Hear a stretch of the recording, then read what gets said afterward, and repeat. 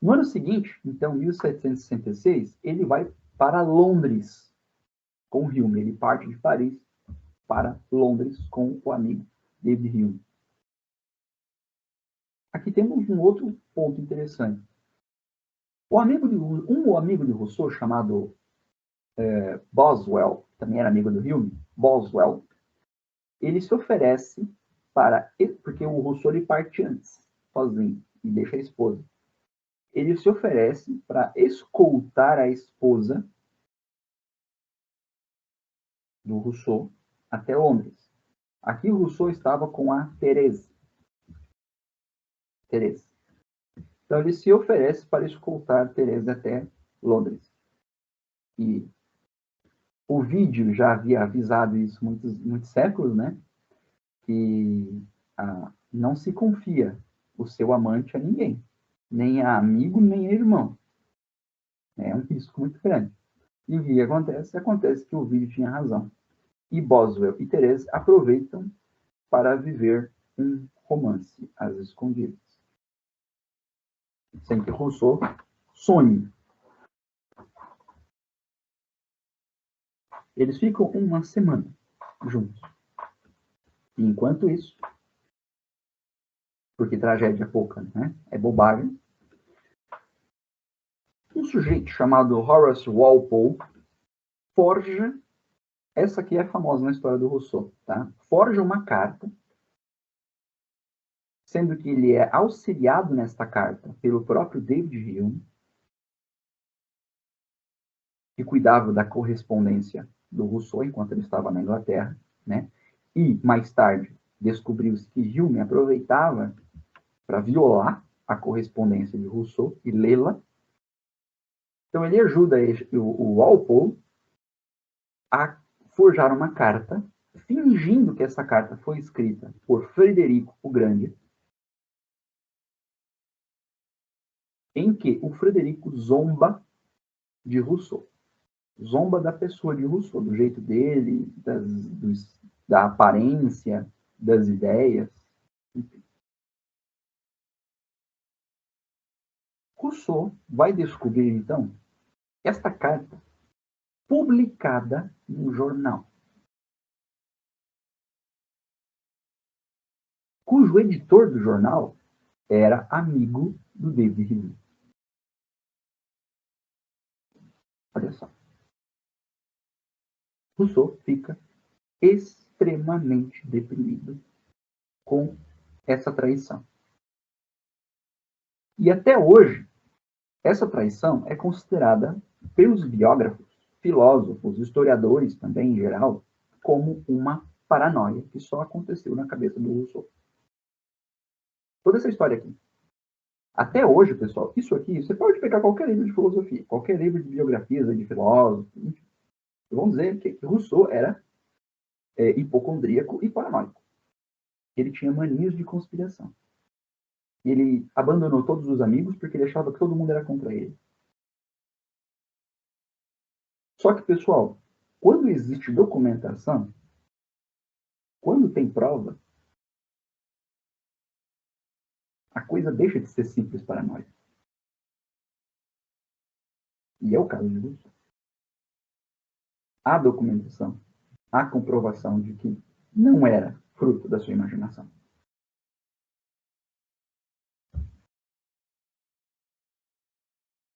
E a coisa começa a piorar, porque vira moda criticar Rousseau. Assim como era a moda apedrejá-lo entre os calvinistas, agora é moda na Inglaterra escrever contra ele a partir daquela carta forjada. Então os críticos se organizam, e vocês sabem qual é a perspectiva dos ingleses sobre os franceses. Basta você ser francês para que o inglês não goste de você. E vocês sabem, agora, historicamente, o porquê disso. Não é só preconceito bobo. Começam a publicar na imprensa de Londres. Na imprensa de Londres. Estão percebendo? Não é uma briga de casal. Não é uma disputa intelectual. Não é uma crítica acadêmica. Gente, isso aqui é perseguição, ódio público. Então, vocês imaginam que Rousseau, sendo como era, um homem extremamente sensível, musical, artístico, poético, religioso e hipocondríaco, passando por isso. Falar em depressão é pouco. Falar em depressão é pouco. Ele ainda com Therese, porque ele não vai descobrir o que ela fez. Ele pega ela e vai para Woolton Hall. Sai de Londres, vai para Woolton Hall, região mais afastada. E desde então ele não vai mais se encontrar pessoalmente com David Hume. Em seguida, Voltaire, que era um dos que zombava pra caramba do Rousseau, vai publicar anonimamente uma carta que contém várias declarações pretéritas do próprio Rousseau, em que Rousseau criticava a Inglaterra. Falava mal do governo das pessoas. E essa publicação vai para a Inglaterra, vai ser publicada na Inglaterra. Numa Inglaterra em que o Rousseau está morando.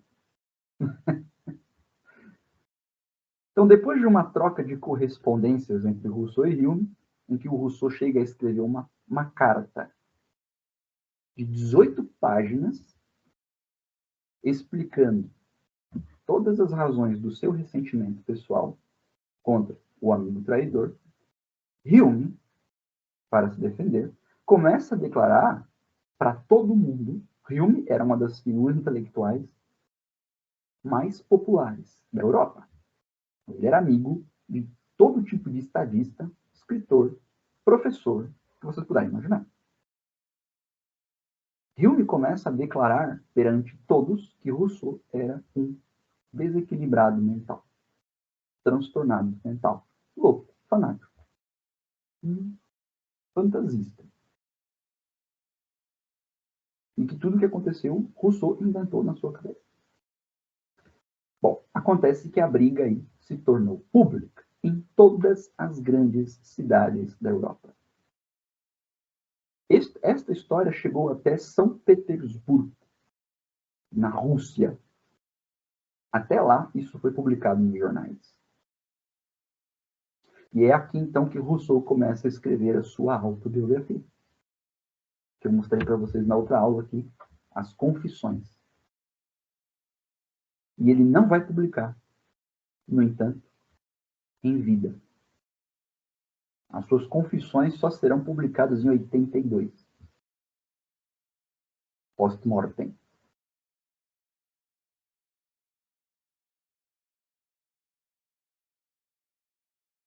Para que ler romance se a biografia dos pensadores é a melhor história de tragédia e sofrimento que vocês vão encontrar na vida de vocês? Para que ler romance? Né?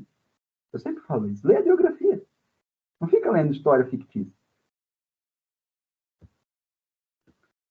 E isso aqui é só uma parte, vai piorar. Vamos lá. Em 67, com 55 anos de idade, ele volta para Paris sob um pseudônimo. Agora mesmo que ele tem motivos para se disfarçar. Havia ainda, inclusive, em Paris, um mandato de prisão em vigor contra Rousseau. Ainda estava em vigor o mandato de prisão. Ele é recebido, no entanto, pela nobreza francesa com um banquete. E aí ele vai se fixar por um tempo numa propriedade do Conde de Mirabeau.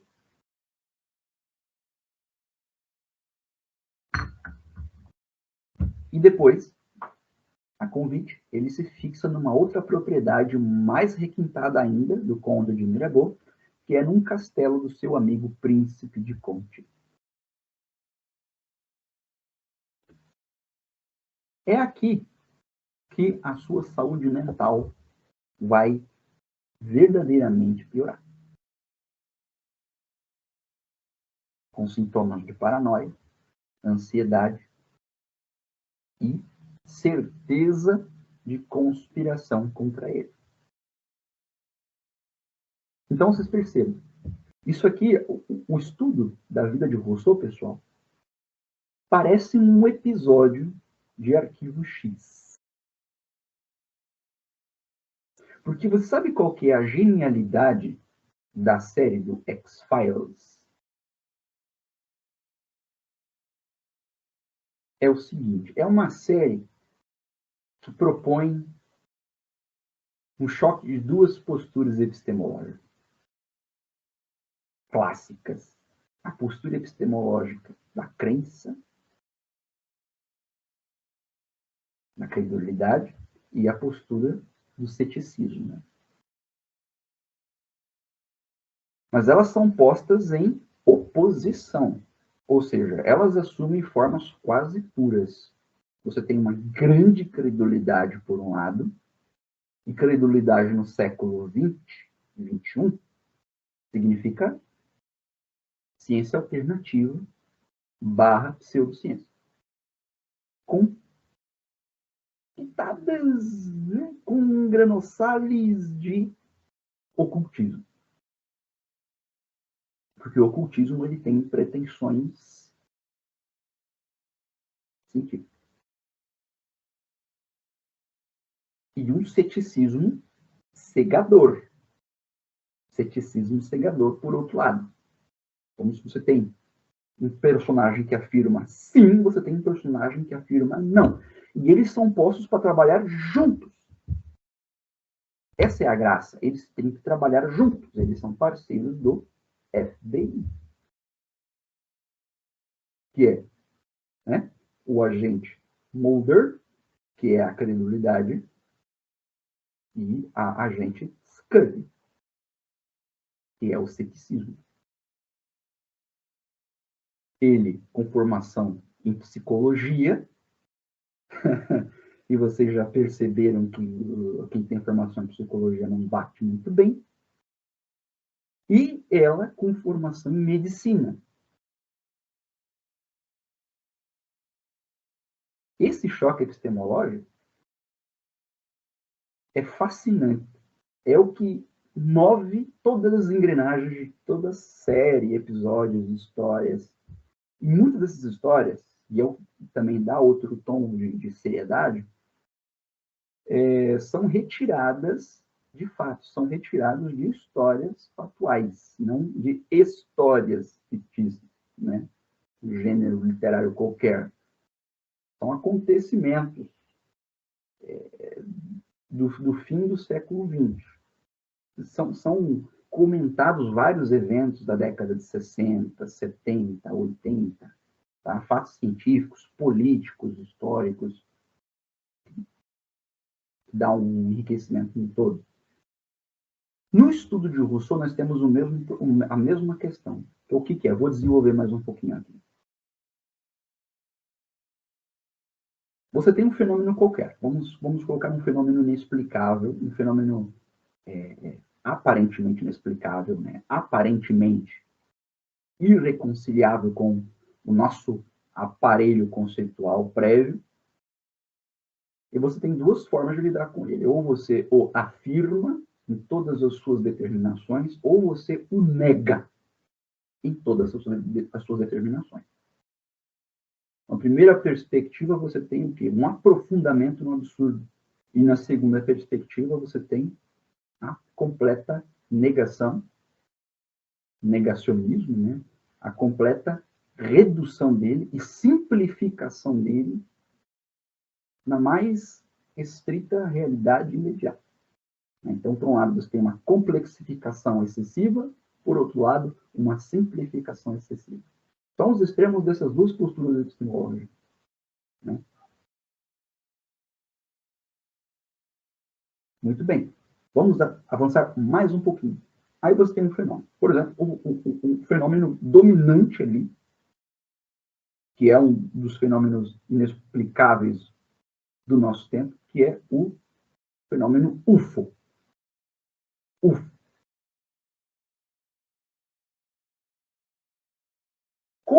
Como que a série traz o problema para você? Ela tenta afirmar as duas perspectivas ao mesmo tempo.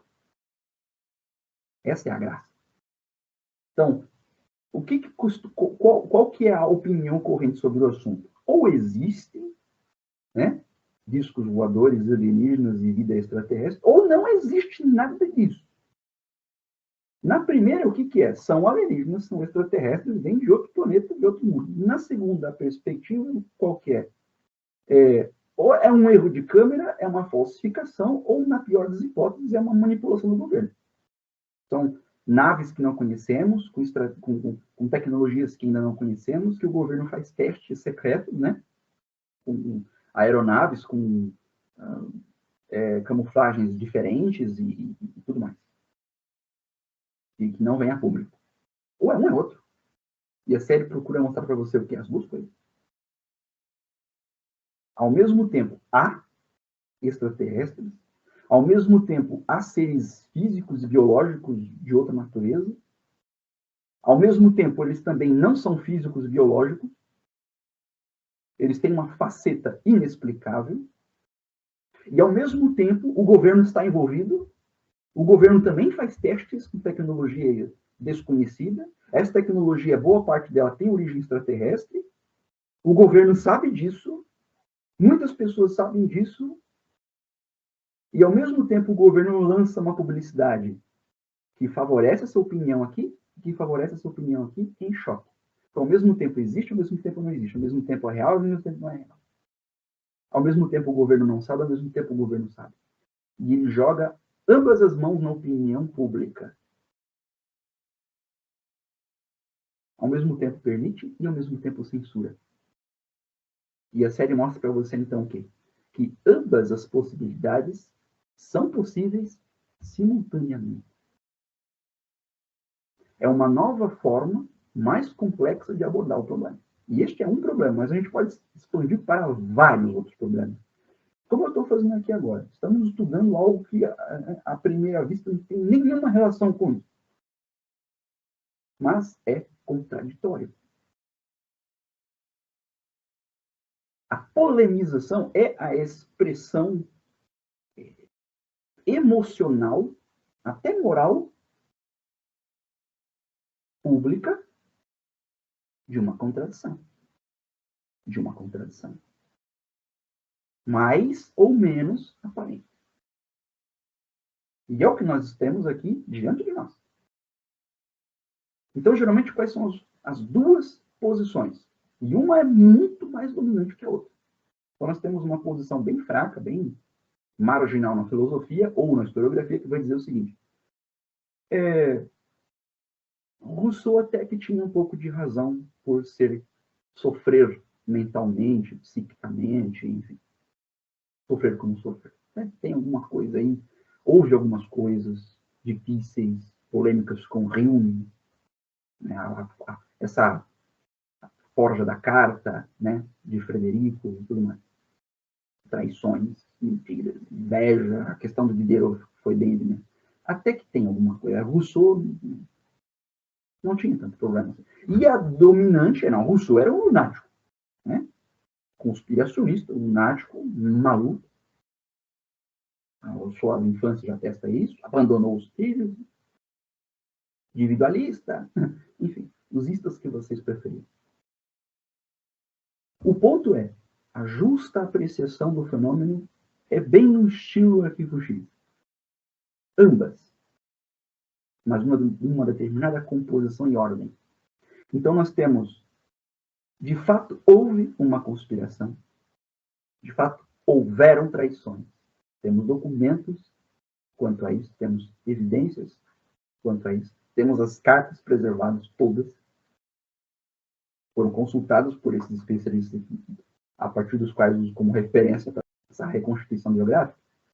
Então, ao mesmo tempo, nós temos a evidência de que houve uma conspiração, de que houve traições, de que houve uma série de injustiças, e, ao mesmo tempo, nós temos o consequente derribar da saúde mental, da condição emocional, sentimental, psicológica de Rousseau, a partir dos seus 55 anos, em especial. Mas e até então? Né? Aí que é a questão. Até então, o que houve antes? Será que houve antecedentes para esse agravamento? Vocês percebam, é muito próximo do problema da biografia de Nietzsche. Nietzsche sofre quase a mesma situação. Vocês percebam que a biografia de Rousseau lembra bastante de Nietzsche. Quem conhecer mais ou menos. Ah, porque Nietzsche era um... Eu já ouvi isso, eu já li isso. Não escreveu nada de valor, porque quando ele saiu da universidade, ele enlouqueceu. Ele já começou a enlouquecer cedo. Era um maluco. Você vai ficar lendo texto de gente louca? Já vi isso, já. Então, jovem, vamos queimar os livros, né? Não farão mal a ninguém. E pronto. Isso explica tudo, né? Não existem extraterrestres.